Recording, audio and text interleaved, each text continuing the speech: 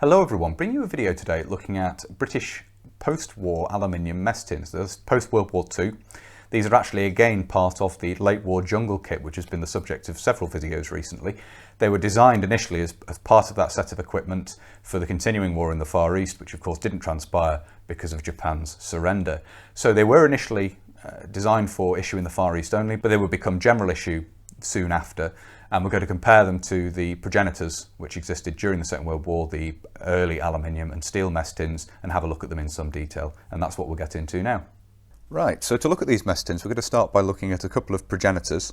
We have here the early war, or pre-war, pre-Second World War aluminium mess tins, and then wartime steel mess tins, which were introduced because aluminium became obviously an important war material. And it was decided that making mess tins out of it wasn't necessary. You used tin steel instead. So these were actually withdrawn officially. And well, you do see them turn up late war, interestingly. Those who were issued them would keep hold of them, but the production switched over to tin steel. So the aluminium mess tins here, you can see a detail of the hinge design there. These are quite square. They're not particularly rounded in the corners. You get more of a rounded corner on the steel tins, and you see the different hinge design here when compared. So the late war aluminium mess tins, which we'll have a look at in just a moment, take more of the shape of the steel mess tins and the design of the hinge, which have been introduced for this manufacture of steel mess tins during the war, and reverts back to using aluminium as the main material to manufacture them. So we'll bring in the late war jungle kit mess tins now to have a look at, and obviously you'll see that those features are combined together. So this is a 1945 dated set of mess tins. You can see that here by MMS. Obviously functioning in the manner we're all familiar with of having the smaller mess tin nest inside the larger mess tin.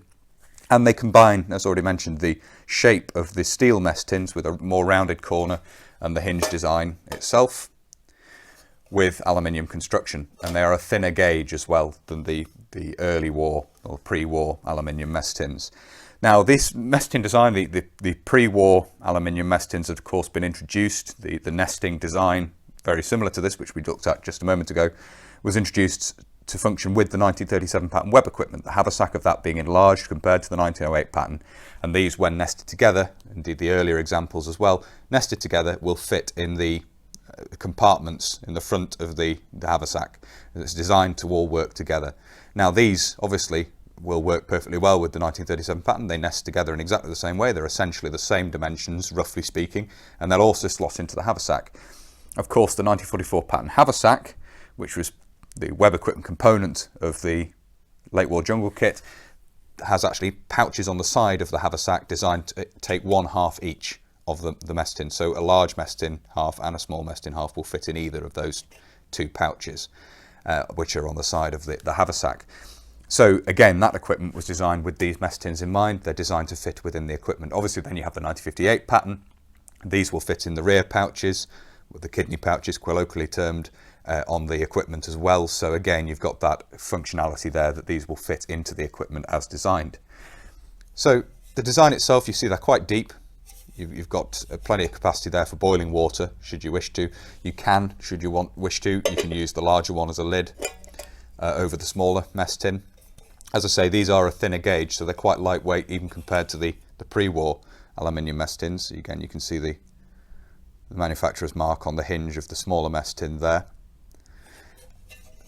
And they are ubiquitous. They were used right the way through until relatively recently. I think there's been a move to change over to jet boils and things like that now, and mess tins aren't as universally carried as they used to be. I don't know if they're still issued or not. Again, I've not kept up with that. If anyone who's serving, currently serving or has served recently could answer that, I'd appreciate to know. But from those I've chatted to briefly about this before, I know they'd moved over to using jet boils and things. Whether the mess tins were still being issued, I'm not sure.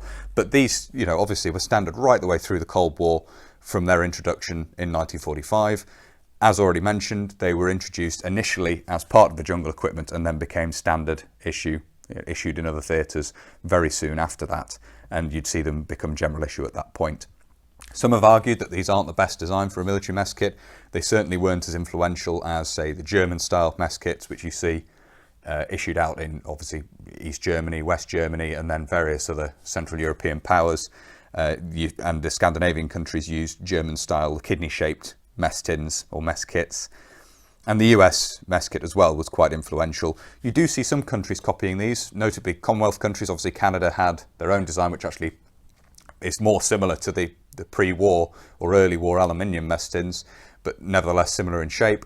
Australia would develop their own examples, of course, and then the Dutch and some European countries did also copy this design as well. So somewhat influential from that point of view, though not as influential as other countries' mess kits. But they're a very simple design. A folding handle, obviously nesting together. They don't take up a huge amount of space, and you can of course pack things within them. You can pack rations inside them, and that's one of the intentions with these, or you can pack small kits in them as well. One thing you can do of course with the 1937 pattern haversack is pop them in, put things inside them and use them almost as a set of drawers, and the same is true with the side pockets of the 1944 pattern haversack, and obviously putting these in the rear pouches on the 1958 pattern equipment. Again, you'd be packing things inside them and using them to store rations and other bits and pieces, the hexi stove and so forth. So there we are. Say not a particularly long video. There's not a huge amount to talk about with these, but they are the pattern that was then used, as I say, introduced as part of the late war jungle equipment, and the pattern that was then used for future manufacture right the way through the Cold War and until relatively recently. So there we are. I hope you found it interesting looking at these. A very ubiquitous bit of British kit, and as mentioned in the video, they did inspire some other countries' developments as well. If you have found this video interesting and you'd like to see more of this sort of content, please do consider subscribing to the channel if you haven't already. And whether you're newly subscribing or you've previously subscribed, please do make sure you hit the little bell, the notification button down below. That will of course alert you when I upload future videos. If you really like my uploads and you would like to support the channel, you can, both Patreon and PayPal, I'll link down below. And as ever, a huge thank you to everybody who supports the channel using those two methods. It's greatly appreciated, as I always say. Thank you all very much indeed. If you'd like to follow the channel on social media, you can. Facebook, Instagram and Twitter are all linked down below. And if you'd like to get in touch but you don't really use social media, there is of course an email address down there as well. That's everything for this video, so until next time, bye for now.